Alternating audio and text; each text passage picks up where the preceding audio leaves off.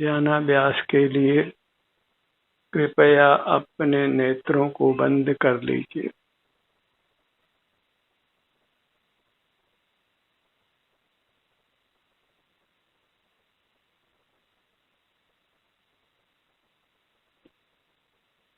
अपना ध्यान अपने अमूर्त शरीर पर लाइए।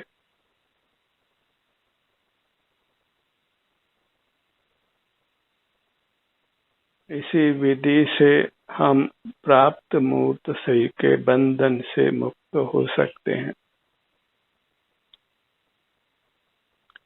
कल्पना कीजिए कि यदि ये मूर्त शरीर हमारे में नहीं मिला होता तो जीवन कितना सुखद होता।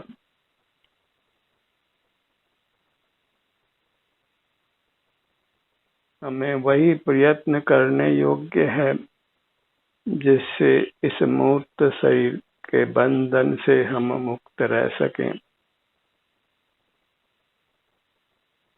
तब न मूर्त पदार्थों की कोई आवश्यकता रहती है, न हम मूर्त पदार्थों से प्रभावित होते हैं। वही अत्यंत स्वाधीन और सुखद जीवन है और वही हमारा शुद्ध स्वरूप है।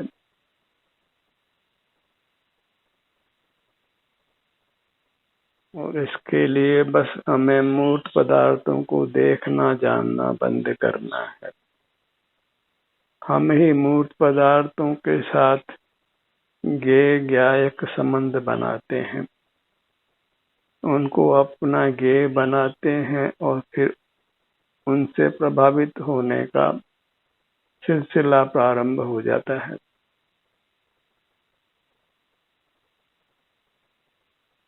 यदि मूर्त शरीर को पुनः प्राप्त नहीं करना चाहते हैं तो मूर्त के साथ सब संबंधों को तोड़िए। जो बाहर मूर्त पदार्थ हैं उनके साथ अपना नाता तोड़िए।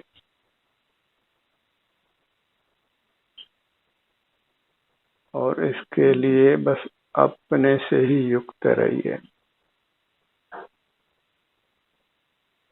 अपने सिर से पैरों तक ही बने रहना है, फिर जीवन में आनंद ही आनंद है, क्योंकि हम आनंद के स्रोत से जुड़ जाते हैं। प्रत्येक जीव अपने शुद्ध स्वरूप से परमात्मा है और इंद्रिय ज्ञान ही उसको मूर्त से बांधकर संसारी रखता है, मुक्त नहीं होने देता।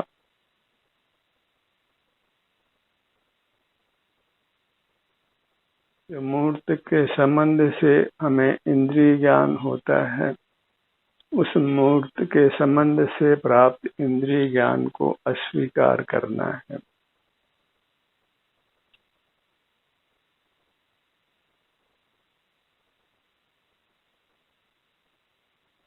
तब हम अपने से युक्त रहते हैं, अपने ही सुख को भोगते हैं। फिर पूर्ण शांति है, पूर्ण वीतरागता है।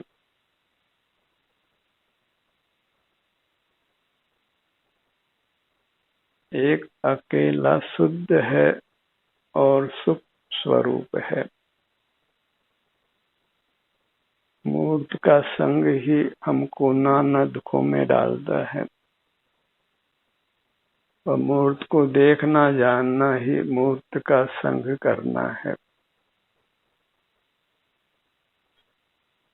इंद्रिय ज्ञान से बचने के लिए नेत्रों को बंद रखकर अपने शरीर का ऐसा संवेदन करना है।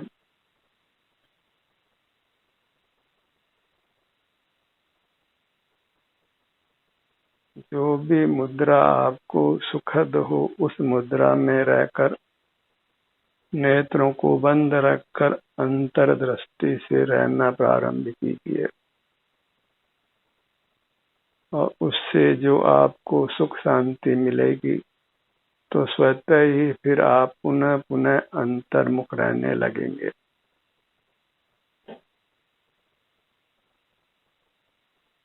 और वह दिन दूर नहीं है जब हम जन्म मरण की इस प्रक्रिया से पार हो जाते हैं, परमात्म पद को पा लेते हैं। परमात्मा की भक्ति में वह सुख नहीं है जो परमात्मा होने में है। सर्वोच्च पद को हमने पा लेना है अपने सन्मुख रहकर। अपनी दृष्टि जो चारों ओर फैली हुई है उसको सिमेट कर अपने तक ले आना है, और वह दृष्टि फिर सकल बद्ध मूर्त कर्मों को हमसे पृथक करती है। उस दृष्टि का नाम ही ध्यानाग्नि है, जो बद्ध मूर्त कर्मों को भस्म करती है, अर्थात हमसे पृथक करती है। इस विधि से हम सब मूर्त कर्मों के बंधन से मुक्त होते हैं, तो पुनः यह मूर्त काया प्राप्त नहीं होती। हम अपने अमूर्त स्वरूप को पा लेते हैं, और वही परमात्म दशा है। एक ही लक्ष्य बनाइए कि हमको पुनः मूर्त शरीर प्राप्त नहीं हो, परमात्म दशा प्राप्त हो, मूर्त के संबंध से रहित अमूर्त रूप रहना। क्योंकि हम सुख स्वभावी हैं, तो मूर्त का बंधन मिटने पर पूर्ण सुख प्रकट हो जाता है, और वह फिर सतत अनंत काल तक अनुभव में आता है। सुख पाने के लिए हम चेष्टा तो करते ही हैं, तो यदि हम समीचीन चेष्टा करें तो हमको सुख प्राप्त हो जाता है। अपने सुझाव से, अपने ही प्रेरणा से हमें अपने ध्यान को अपने सिर से पैरों तक रखना है, और यहाँ जो भी संवेदना प्राप्त होती है उससे संतुष्ट रहना है, तृप्त रहना है।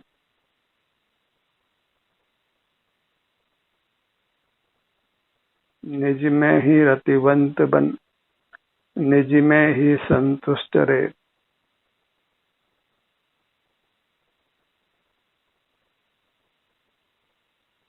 उत्तम सौख्य हो प्राप्त जिससे तुझे।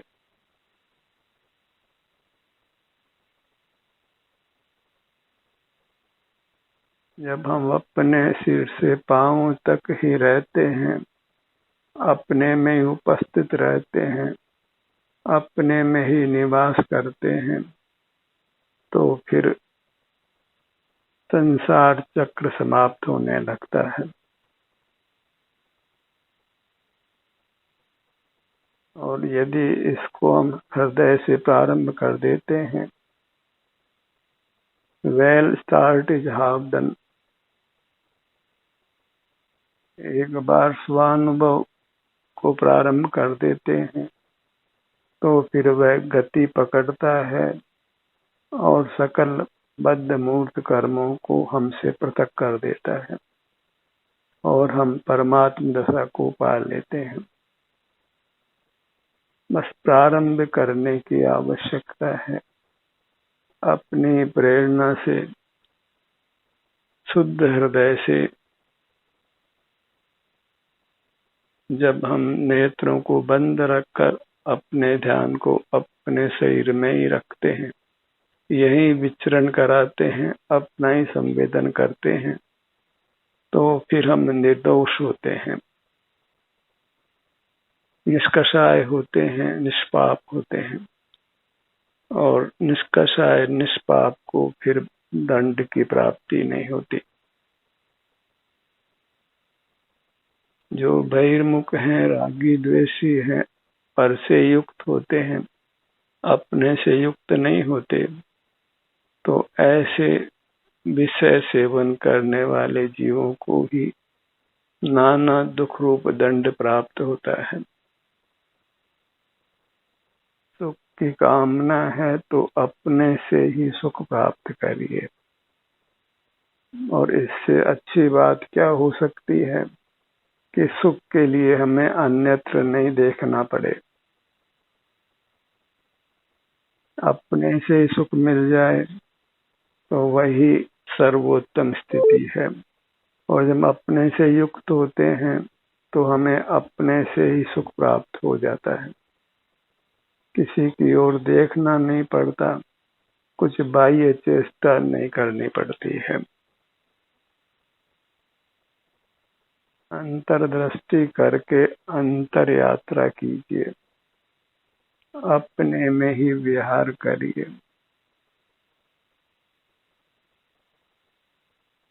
स्वास्थ्य के लिए लोग बाहर भ्रमण करते हैं, और यदि वे अंतर में भ्रमण करें तो फिर अविनाशी स्वास्थ्य को प्राप्त कर लेते हैं।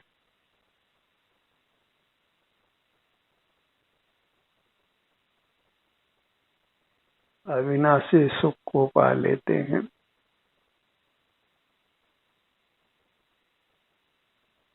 और इसके लिए बाहर प्रेरणा मिलने की संभावना बहुत कम है, क्योंकि जन समुदाय बहिर्मुख रहकर ही संतुष्ट है और अंतर्मुख होने की विधा को जानता भी नहीं है। इसलिए अंतर्मुख रहने रूप जीवन को हमें अकेले ही प्रारंभ करना है। अकेला ही जन्मता है, अकेला ही मरता है, और अकेला ही मोक्ष जाता है। तो इस उद्यम को अकेले ही प्रारंभ करिए। संग में रहना वह राग में रहना है, असंग रहना है वह वीतराग रहना है। जो असंग है वह स्वावलंबी है, जो संग में है वह परावलंबी है। और अपना परिचय अत्यंत सुखदायी है,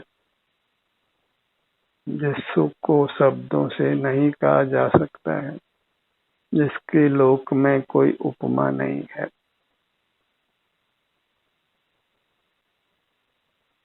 अपने ध्यान को अपने दाहिनी भुजा पर लाइए।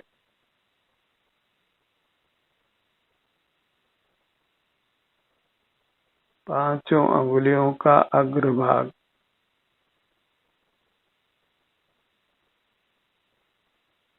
जिस भी भाग पर हम अपना ध्यान लाते हैं उस भाग में विशिष्ट संवेदना होने लगती है, और वह वास्तव में कर्मों के पृथक होने की प्रक्रिया है।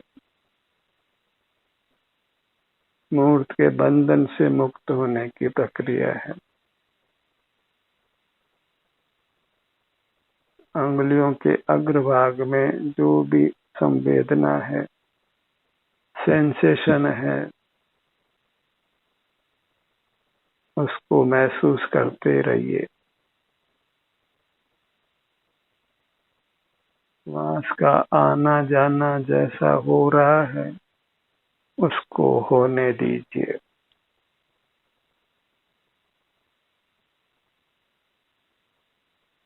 अपने ध्यान को अपनी छोटी अंगुली पर लाइए।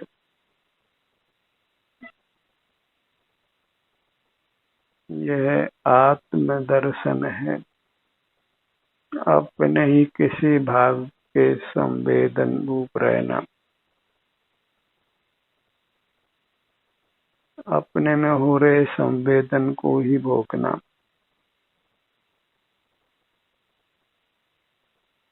आत्म दर्शन बस एक को मोक्ष हेतु तू जान, हे योगी नहीं और को निश्चय से पहचान। आत्म दर्शन अर्थात आत्म संवेदन हमें वास्तव में अपने सर्व भागों में संवेदना का ही अनुभव होता है। संवेदना अर्थात सुख की जो भी स्थिति वर्तमान में है, जीव में एक सुख गुण पाया जाता है, जिस कारण से उसको अपने भीतर वेदना, आराम या सुख का अनुभव होता है, और वह अनुभव जड़ पदार्थों को नहीं होता, और वही हमको जड़ पदार्थों से पृथक करता है। एक रोबोट इंटेलिजेंस का, बुद्धिमत्ता का बहुत काम कर लेता है, जिसको आर्टिफिशियल इंटेलिजेंस कहते हैं, तथापि उसको सुख दुख का अनुभव कदापि नहीं होता। इस प्रकार हम अचेतन से पृथक हैं।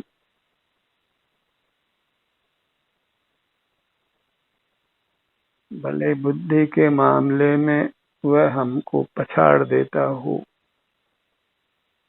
पर सुख संवेदन में हम उसको ही पछाड़ते हैं। उसके पास सुख संवेदन नहीं है और हमारे पास है। इसी से हमारे को दिव्यता है, देव संज्ञा है, परमात्मा संज्ञा है, भगवान संज्ञा है। जड़ पदार्थों को भगवान संज्ञा नहीं है, और अपना ही आकार हम जड़ पदार्थ को देखकर उसको भगवान मानने लगते हैं, पर वह आकार प्राप्त करने मात्र से वास्तव में वह भगवान नहीं हो जाता है, क्योंकि भगवान होने का अर्थ ही सुखवान होना है, आनंदवान होना है, और मूर्त प्रतिमा में किसी प्रकार सुख का संवेदन नहीं हो सकता है। इसलिए वास्तव में उसमें प्रभुपना होना संभव नहीं है। जो जीव है वह अनादि से जीव है, अनंत काल तक जीव ही रहेगा, और जो अजीव है वह अनादि से अजीव ही है और अनंत काल तक अजीव ही रहेगा। और प्रत्येक जीव सुख स्वभावी है। सुख के लिए न तो उसे मूर्त पदार्थों की ओर देखने की जरूरत है, न अन्य जीवों की ओर ही देखने की जरूरत है। बस अंतर्दृष्टि करके वह सुख को पा सकता है, भोग सकता है अनंत काल तक बिना किसी सीमा के। अपने ध्यान को अपने अनामिका अंगुली पर लाइए, रिंग फिंगर।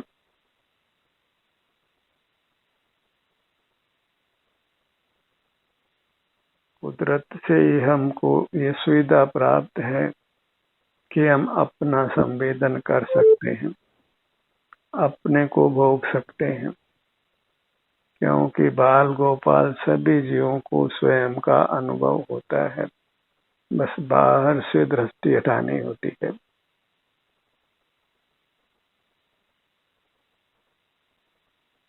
जागृत अवस्था में जब अपनी दृष्टि बाहर से हटा लेते हैं तो हमको हमारा अनुभव होता है। अपने सुगुण का जो भी वर्तमान परिणाम है, दशा है, वह हमारे अनुभव में आती है, और वह अनुभव ही हमको मौत के बंधन से मुक्त करता है, क्योंकि वह अनुभव वीतराग होता है, निष्कषाय होता है, निष्पाप होता है। अपने ध्यान को अपने दाहिने हाथ की मध्यमा अंगुली पर लाइए, सबसे बड़ी अंगुली, मिडिल फिंगर।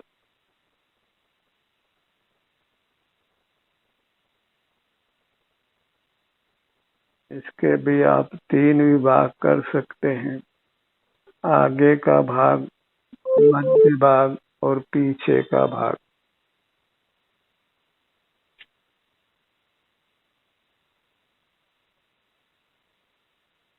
अपने ध्यान को अपनी तर्जनी उंगली पर लाइए, फोर फिंगर,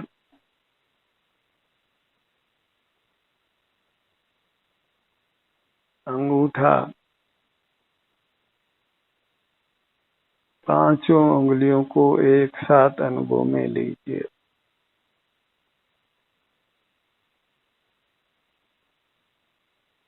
जो संवेदना पांचों उंगलियों में आपके अनुभव में आती है, वह संवेदना ही आपको कर्मों के बंधन से मुक्त करती है। इसलिए अपने सन्मुख होकर संवेदना को अनुभव में लीजिए। संवेदना को उत्पन्न करिए, उसको अनुभव में लीजिए।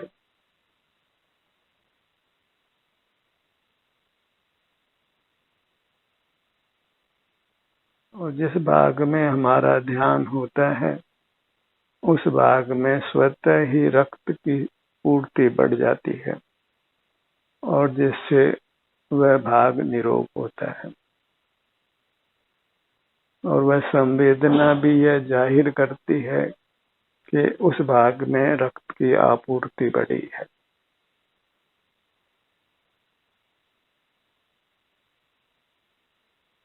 दाहिने हथेली, इस प्रकार हम अपने सर्व अंग उपांगों को अधिक स्वस्थ करते हैं, अधिक सक्रिय करते हैं, अधिक निरोग करते हैं। हथेली का पिछला भाग,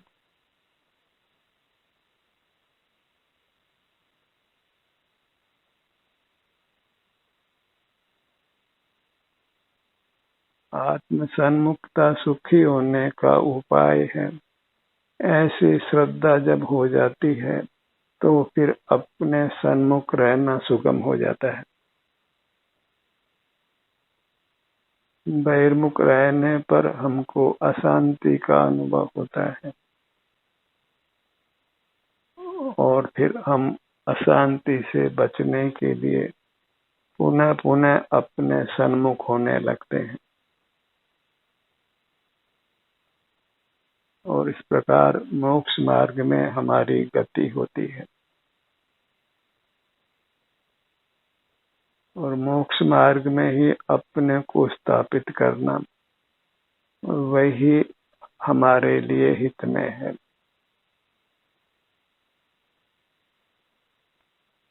बाह्य उपलब्धियां ना पाकर भी जीव घोर दुखों में पड़ जाता है, पर बिना ही कुछ बाह्य उपलब्धि को पाए हुए केवल अपने को पाकर जीव हमेशा के लिए परमात्मा हो जाता है, पूर्ण सुखी हो जाता है। जिन्होंने अपने को पाया है, अंतर्दृष्टि से अपनी अमूर्त मूर्ति को पाया है, चिन्ह मूर्त का अनुभव किया है, वे अवश्य ही सकल दुखों से मुक्त होकर पूर्ण सुख को पा लेते हैं। अपने ध्यान को अपने बाईं हथेली पर लाइए। पांचों उंगलियों का अग्रभाग,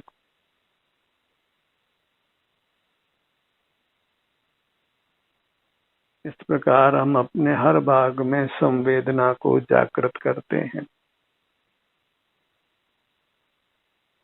और संवेदना का एहसास करते हैं, जिससे हर भाग स्वस्थ होता है, कर्मों के बंधन से मुक्त होता है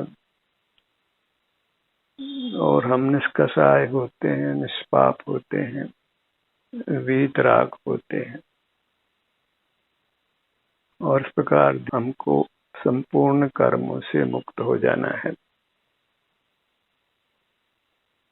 पांचों उंगलियों का अग्रभाग,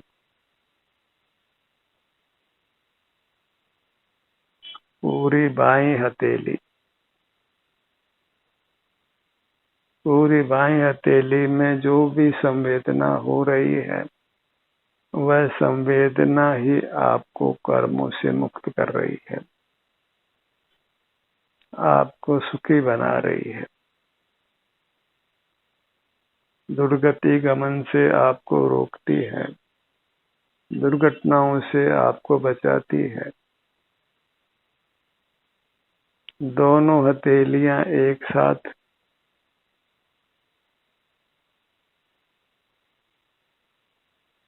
दोनों हथेलियां एक साथ